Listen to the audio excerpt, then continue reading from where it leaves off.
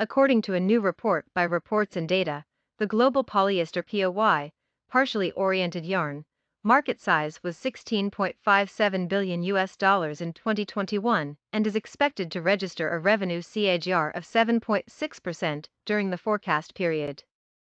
It is the fundamental form of polyester yarn, and it is made directly from purified terephthalic acid, PTA, and monoethylene glycol, MEG, or by spinning polyester chips.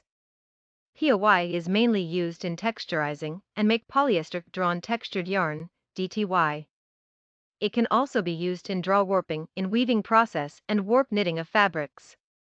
The polyester yarns possess good elasticity, shape retention, wrinkle resistance, exceptional wash and wear performance, washability, and longevity, which make them ideal for application in apparel fabrics.